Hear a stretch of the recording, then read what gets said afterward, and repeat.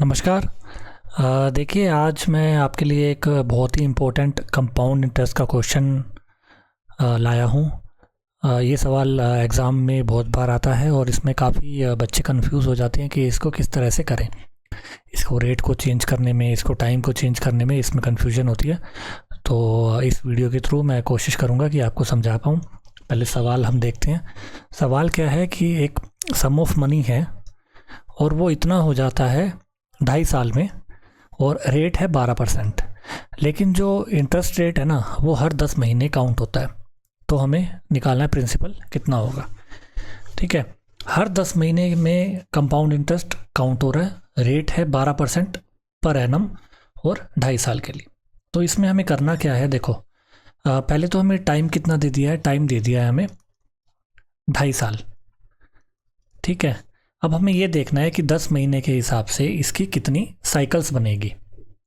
ठीक है, मतलब कि कितनी बार ये जो है 10-10 महीने करके कितनी बार कंपाउंड इंटरेस्ट लगेगा। अब देखो 2.5 साल में कितने महीने होते हैं, 2 साल में 24 और आधे साल में 6, तो टोटल 30 मंथ होते हैं। ठीक है, और हर 10 महीने के हिसाब से कंपाउंड इंटरेस्ट काउंट हो रहा है। तो 10 से अगर हम डिवाइड कर देंगे इसे, तो ये हो जाएगा 3 साइकिल्स, मतलब कि इंटरेस्ट जो है आपका 3 बार लगेगा।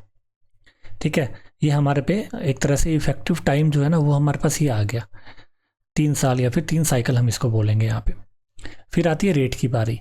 देखो रेट पूरे साल का है 12% और हमें निकालना है हर 10वें महीने का। तो कैसे करेंगे, देखो 12% है या फिर 12 महीने के लिए 12% है, एक महीने के लिए कितना होगा 1%, और 10 महीने के हिसाब से कितना हो जाएगा 10%।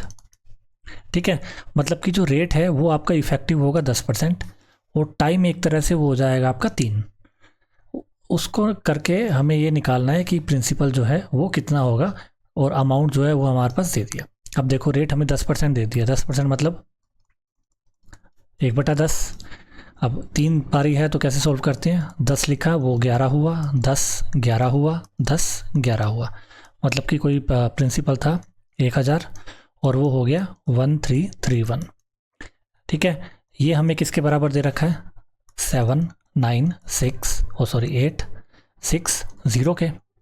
इसको हम काटेंगे तो ये जाएगा ऑल 60 पे। तो प्रिंसिपल हमारे पास क्या हो जाएगा, 60 की इसके साथ मल्टीप्लाई कर देंगे तो 60,000। तो ये हमारा आंसर होगा।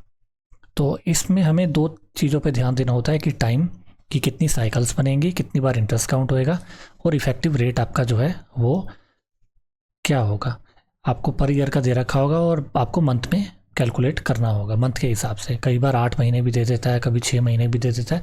उस हिसाब से आप इजीली यहाँ पे कर सकते हो और फिर इसको सॉल्व करके जो भी आपको निकालना हो वो आप इजीली कर सकते हो। चलिए, मैंने कोशिश की ये सवाल समझाने की। आपको अच्छा लगा हो तो प्लीज़ इसका फीडबैक हमें देना ताकि हम और भी आगे आपकी हेल्प कर सकें। Thank you.